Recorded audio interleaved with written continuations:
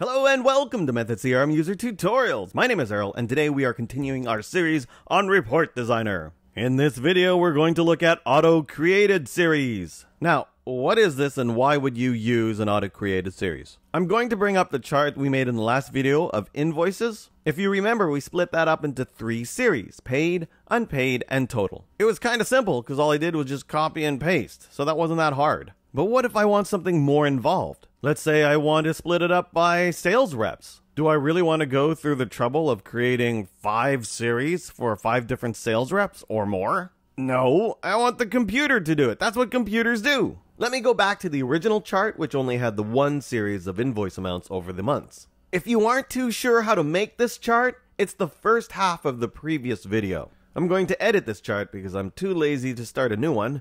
And in series, I'm just going to make the one that is there invisible because I'm making an auto-created one. Auto series rollout.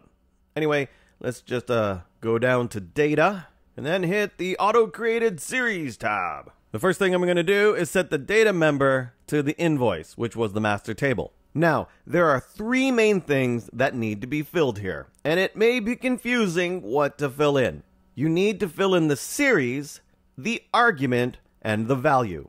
The argument and the value I hope you're familiar with because that's all we've been talking about in the last 3 videos. So yeah. In fact, let me just set that up right now. Argument is transaction date, and value, let's go to summary function for binding mode, and for the summary function we want the sum of the invoice amounts. All this is familiar, we did this last video.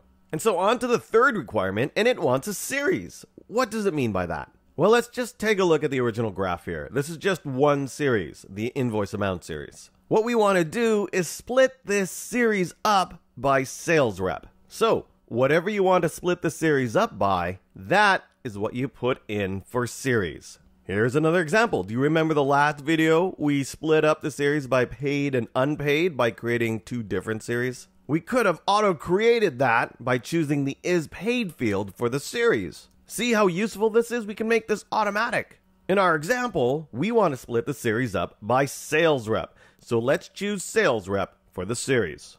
And I hope that makes sense because I'm not explaining it anymore. Hit finish and then click preview. Nice! Now we have these 3 series which were auto-created for us. Ha! I have the 3 sales reps. It's shown here in the legend, so it's not that impressive. But if I had more, it'd be awesome. Now, I should format this chart up a bit. I could keep it like this for those that like to see how much they own the other sales reps, but I'll make it a stack bar just like the last video. So I'll go back into Chart Wizard and then hit Series, change the auto-created series to bar stacked, click Point Options and change value format to Currency. Okay, I didn't delete this invoice amount series because I knew I would be needing it. I'll check it to make it visible and change the name to Total. And I'll also change the type to Point. Let's hit Finish. And preview.